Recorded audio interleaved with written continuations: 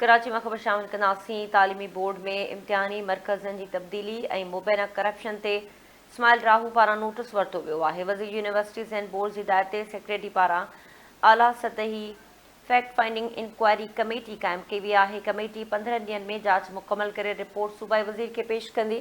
Special secretary university, chairman technical board ऐं additional secretary members हूंदा। Committee इम्तिहानी मरकज़नि जी तब्दीली जा सबब ऐं मुमकिन माली मफ़ाद या असर रसूख़ जो जाइज़ो वठंदी। इम्तिहानी मरकज़नि जी अलॉटमेंट में बेज़ाब्तगियुनि ऐं अख़्तियारनि जे नाजाइज़ इस्तेमाल जी जांच पिणु थींदी।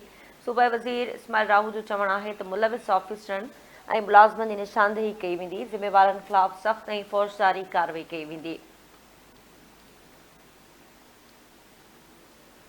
नाज़रीन, ज़िक्र कयूं पिया सानवी तालीमी बोर्ड में इम्तिहानी मरकज़नि जी तब्दीली ऐं मुबैना करप्शन ते वज़ीर इस्माइल राहू पारां नोटिस वरितो वियो आहे। वज़ीर यूनिवर्सिटीज़ एंड बोर्ड जी हिदायत ते सेक्रेटरी पारां आला सतह जी फैक्ट फाइंडिंग कमेटी जोड़ी वई आहे।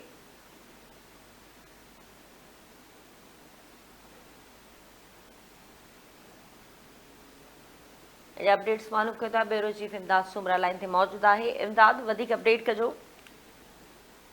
जी बिल्कुल, साइमा अहमद ॿुधाईंदा हलूं त मैट्रिक बोर्ड जे इम्तिहाननि में मरकज़नि जी तब्दीली ऐं मुबीना बदनवानी ते वज़ीर जेको आहे मोहम्मद इस्माइल राहू उन नोटिस वरितो आहे। जिन त यूनिवर्सिटियुनि वारे वज़ीर बोर्ड जी हिदायत ते सेक्रेटरी पारां आला सतह जी फैक्ट फाइंडिंग इंक्वायरी कमेटी क़ाइमु कई वई आहे। जिन त कमेटी 15 ॾींहनि में जांच मुकमिल करे रिपोर्ट सूबाई वज़ीर खे पेश कंदी।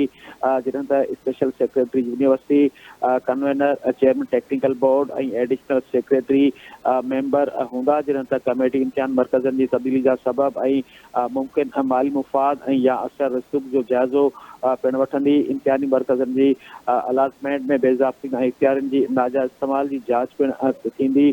जिन त मुलविस ऑफिसरनि ऐं मुलाज़िमनि जी निशानदेही कई वेंदी। सूबाई वज़ीर वधीक चयो आहे त ज़िम्मेवारनि ख़िलाफ़ सख़्त कार्रवाई थींदी ऐं उन्हनि ख़िलाफ़ जेको आहे सज़ा पिणु ॾिनी वेंदी। जी ठीकु आहे इमदाद, वरी महिरबानी तफ़सील आहे।